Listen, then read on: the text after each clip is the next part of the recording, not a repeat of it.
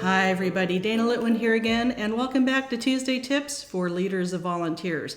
Today, talking more about trends. I have my video that I did in early January, I'll link to that above, on a few trends, but this one digs a little deeper into a recent webinar I did with the VSIS Voices on future trends and how to apply them. And this trend was not on my original list, but I want to talk about it a little bit more, which is changes in the fundraising landscape. And I'll link to the free webinar and a lot of other resources in the video description below.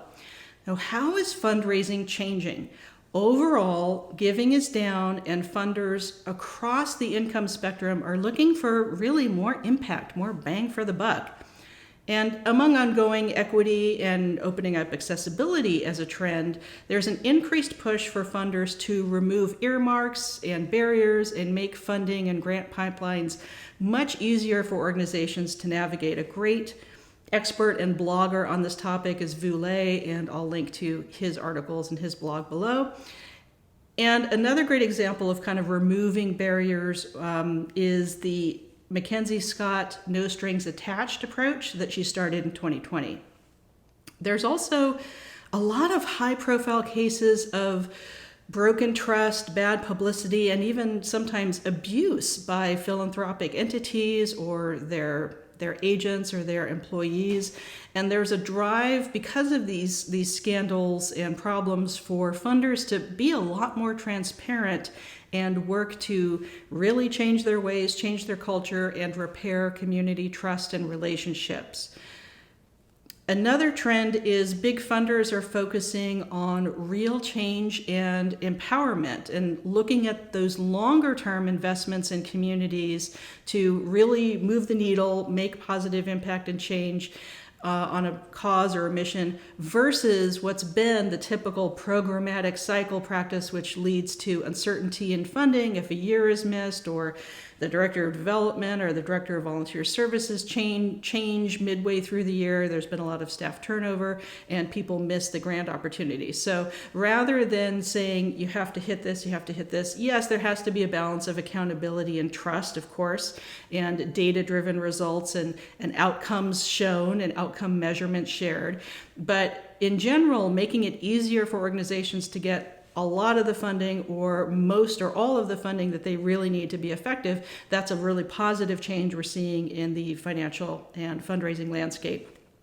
A not so great trend that's occurring in the fundraising landscape are donor revolts. So donors either individually or as a collective within a foundation or a corporation doing a giving cycle are revolting and kind of saying, wait, either the organization, their funding's actions and values have changed in a way that the donors do not want to support anymore, or the foundation or philanthropic fund itself is having problems or not being honest or not being transparent or having some grift or some graft or some type of other bad PR, and the donor's like, we don't want to be associated with you anymore and we're cutting ties.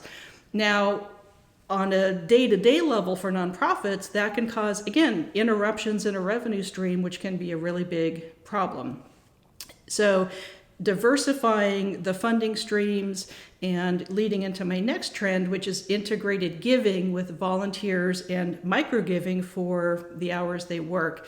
That's kind of one of the solutions to donor revolts or sudden changes in philanthropic focus, where they pull funding from one organization to give it to another, and this kind of false idea of scarcity. Integrated giving really helps solve for that. So there's so many apps, and a lot of volunteer management software services also have this feature where whenever people volunteer with an organization, either the individual themselves can give a micro donation like 50 cents, $1, $5, whatever, and or these apps also work for the organization sponsors like corporate partners or foundations that they do still have relationships with, or new funding relationships where there's a micro donation for every hour, for example, or every incident that someone volunteers with the org. So we're kind of seeing technology used in a positive way for integrated funding and giving.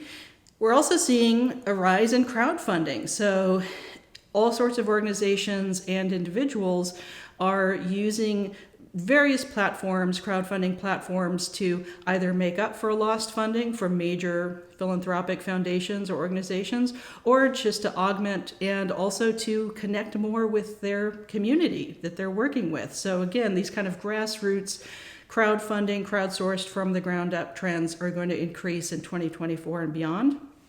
So here are some ideas to actions to do for your organization as a leader of volunteers within your organizations. Here's what you can do to ride this trend in a positive direction.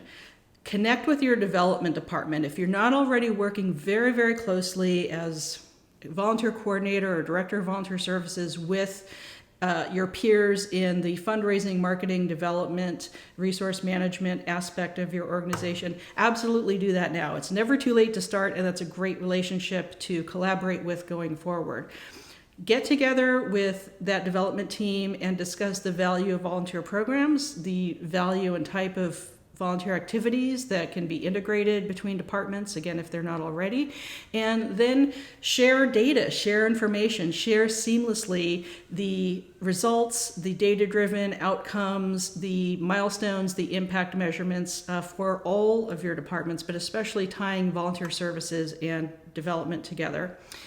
And make your funding as transparent as possible to stakeholders. So collaborate as needed, not just internally with other departments like development or operations, but also out into the community. So start to think outside the box of what are some other community partnerships or sponsorships that are a win-win for your organization and your volunteers and your fundraising efforts. For an idea to action with integrated giving and volunteering, again, connect or coordinate, collaborate with your development team and brainstorm new ways that volunteers could be engaged and new ways that volunteers can be supporters, either directly financially or, again, use of these kind of micro-giving apps.